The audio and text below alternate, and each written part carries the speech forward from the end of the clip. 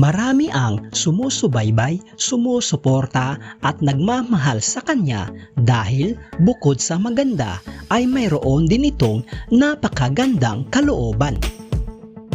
Kahit sobrang busy ni Richelle sa pag-aaral ay nakuha niya pa rin maisingit ang pagbablog para makatulong sa kanyang pamilya at sa ibang tao. Kaya naman, isa si Richelle Morales sa magandang halimbawa na dapat sundin ng mga kabataan ngayon dahil masipag, matulungin, mabait at magalang sa kapwa-tao. Ginawa ni Richelle Morales ang kanyang YouTube channel noong December 30, 2022 at ngayon ay meron na itong 214,000 subscribers sa kasalukuyan. Kaya sa video na ito mga idol ay ating pag-uusapan at aalamin kung magkano na nga ba ang kanyang estimated sahod sa YouTube ngayong 2024. Gamit ang public website na Socialblade ay ating makikita ang kanyang estimated sahod sa YouTube ngayong 2024. Ang Socialblade nga pala mga idol ay isang public website na kung saan kahit sino ay pwedeng tumingin sa analytics at estimated earnings ng isang YouTuber or influencer. So yun mga idol, dito sa kanyang uploads ay nasa 224 na. Subscribers naman ay nasa 214,000 na. Video views naman ay nasa 18,592,288. Country ay Philippines. Channel type ay wala pang nakalagay at user created noong December 30, 2022. At dito naman sa baba mga idol, ang total grade niya ay nasa letter B. Socialblade rank ay pang 202,863. Subscriber rank ay pang 2,140. Video views rank ay pang 619,894. Country rank ay pang 805 at ang channel type rank ay wala pang nakalagay. At dito naman sa kanyang subscribers noong last 30 days ay merong pumasok na 5,000 subscribers. At sa video views naman ay merong pumasok na 1,962,000. Tumaas ang kanyang video views percentage sa 6.1%.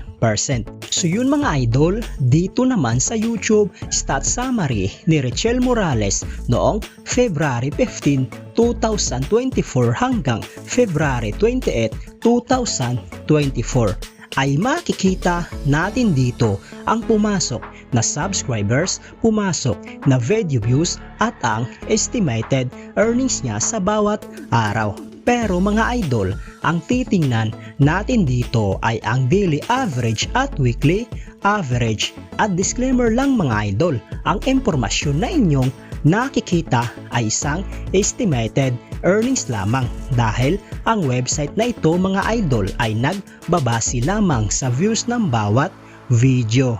So yun mga idol, umpisahan natin dito sa daily average. Dito sa kanyang subscribers sa loob ng isang araw ay merong pumasok na 167 subscribers. Sa video views naman sa loob ng isang araw ay merong pumasok na 65,389 video views. At dito naman sa kanyang estimated earnings sa loob ng isang araw, simula dito sa lowest ay merong pumasok na $16 hanggang sa highest na umabot ng $262. At kung i-convert ito sa ating pera, ang katumbas nga pala ng $1 ngayon sa peso ay nasa 56 pesos. So yun mga idol, ang katumbas ng $16 sa peso ay nasa